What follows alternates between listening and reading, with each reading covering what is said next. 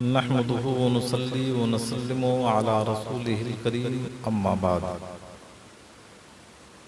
فأعوذ بالله من الشيطان الرجيم بسم الله الرحمن الرحيم إن الممذرين كانوا إخوان الشياطين صدق الله العظيم وبلغنا رسوله النبي الأمين المكين الكريم ونحن على ذلك لمن الشاهدين والشاكرين والحمد لله رب العالمين۔ معزز حاضرین و ناظرین و پردہ نشین اسلامی خواتین، سب سے پہلے بارگاہ رسالت مآب صلی اللہ تعالی علیہ وآلہ وسلم میں درود شریف کا ہدیہ عقیدت پیش کریں اور پڑھیں۔ اللہم صلی علی سیدنا و شفیعنا و مولانا محمد بارک وسلم، صلاۃ و سلام علیک یا سیدی یا رسول اللہ صلی اللہ تعالی علیہ وآلہ وسلم۔ اللہ تبارک و تعالی نے ارشاد فرمایا، ان المبذرین کانوا اخوان الشیاطین، بے شک فضول خرچ کرنے والے شیطان کے بھائی۔ آج میں نے اپنا موضوع سخن جو اپنایا ہے وہ نیو ایئر کرسمس ڈے، اس موضوع پر انشاءاللہ گفتگو ہوگی۔ جب دسمبر کا مہینہ ختم ہوتا ہے اور جنوری کی شب آتی ہے تو ہندوستان ہی نہیں بلکہ پوری دنیا میں نیو ہیپی ایئر لوگ مناتے ہیں، اور نیو ہیپی ایئر میں کیا کیا ہوتا ہے انشاءاللہ اس پر گفتگو ہوگی۔ یہود و نصارہ تو مناتے ہی ہیں، غیر مسلم بھی مناتے ہیں، ساتھ ساتھ مسلمان بھی جو صاحب ایمان ہیں اس میں شریک ہوتے ہیں۔ اور اگر ان سے کہا جائے کہ تم نیو ہیپی ایئر مت مناؤ، کرسمس ڈے مت مناؤ، تو کہتے ہم تو خوشی کا اظہار کرتے ہیں، اپنے دوست و احباب کی خوشی میں ہم شریک ہوتے ہیں، ہم تو نہیں مناتے۔ لیکن آئیں آپ کو بتاتا چلوں، اللہ کے پیارے حبیب سرور کونین محمد عربی محمد مصطفیٰ صلی اللہ تعالی علیہ وآلہ وسلم کا ارشاد پاک۔ حضرت انس بن مالک رضی اللہ تعالی عنہ راوی ہے،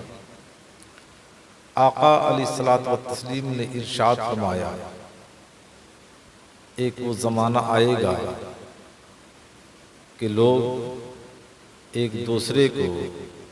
بندر اور خنزیر بنائیں گے۔ صحابہ کرام نے اللہ کے پیارے حبیب سرور کونین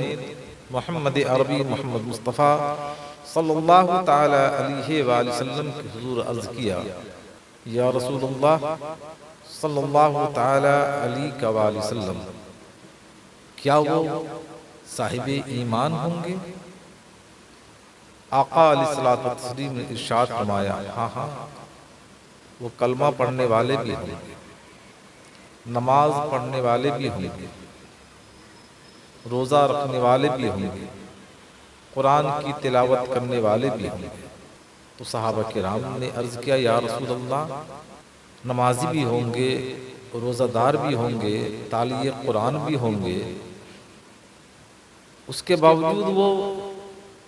بندر اور خنزیر بنائے جائیں گے؟ آقا علیہ الصلوۃ والتسلیم نے ارشاد فرمایا، ہاں، ان تمام کے باوجود وہ بندر اور خنزیر بنائے جائیں گے۔ تو آقا علیہ الصلوۃ والتسلیم نے جو ارشاد فرمایا 1450 سال پہلے، وہ چیزیں ہمارے سامنے رونما ہو رہی ہیں۔ آج جبکہ نیا سال آتا ہے تو لوگ اپنی شکلوں کو بدل لیتے ہیں اور لہو و لعب، کھیل تماشا میں مشغول ہو جاتے ہیں، جبکہ ان سے اگر پوچھا جائے کہ آپ اس چیز کو مت کرو، شریعت مطہرہ اس چیز کا حکم نہیں دیتی ہے، تو کہتے ہیں ہم نہیں کرتے، ہم تو صرف شریک ہوتے ہیں،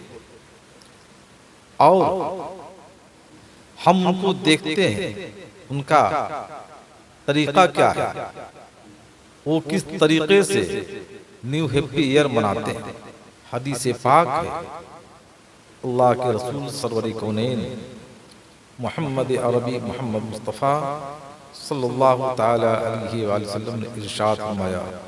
من تشبہ بقوم فہو منہم، جس نے جس قوم سے تشبیہ اختیار کی وہ اسی سے۔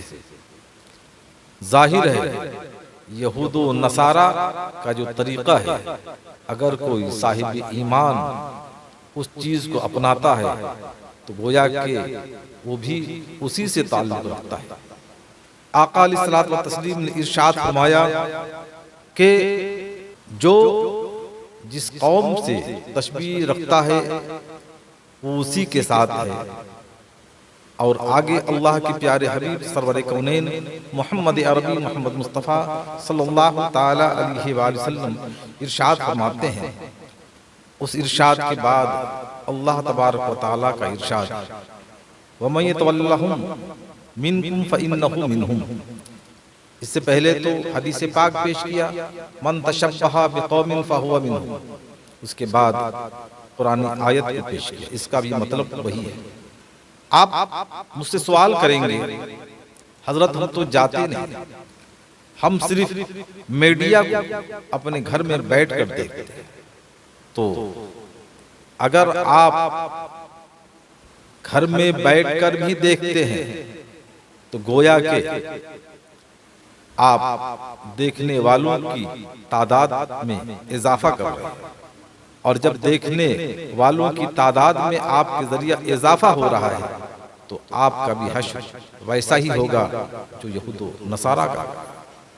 اللہ کہ پیارے حبیب سرور کونین محمد عربی محمد مصطفیٰ صلی اللہ تعالی علیہ وآلہ وسلم نے ارشاد فرمایا کہ جب ایسے مواقع آتے ہیں تو شیطان خوب تعاون کرتا ہے، اور اسے اللہ تبارک و تعالی نے ارشاد فرمایا ہے فَإِنَّهُ يَأْمُرُ بِالْفَحْشَاءِ وَالْمُنکَرِ، شیطان بری چیزوں کا حکم دیتا ہے، فحش چیزوں کا حکم دیتا ہے۔ یہی تو وجہ ہے کہ نیو ہیپی ایئر میں کیا کیا ہوتا ہے، آپ کو آپ کی سماعت سے ہم اپنی باتوں کو قریب کرتے ہوئے اپنی گفتگو کو ختم کرنے کی کوشش کریں۔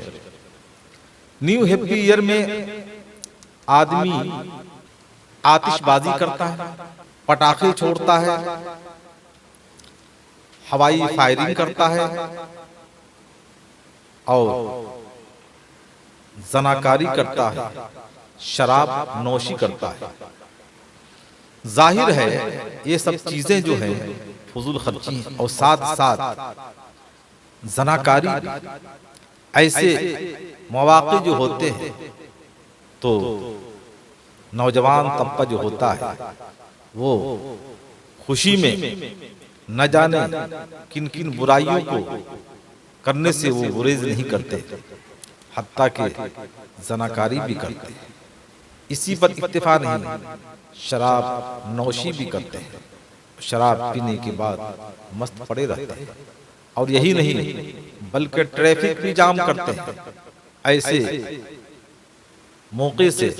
بہت سارے انسانوں کی جانیں ضائع ہو جاتی ہیں۔ اللہ تبارک و تعالیٰ کا ارشاد پاک فَإِنَّهُ يَأْمُرُ بِالْفَحْشَاءِ وَالْمُنکَرِ، اور اللہ تبارک و تعالیٰ نے دوسری جگہ ارشاد فرمایا کہ ان المبذرین کانوا اخوان الشیاطین، جیسا کہ میں نے شروع میں اس آیت پاک کی تلاوت کی،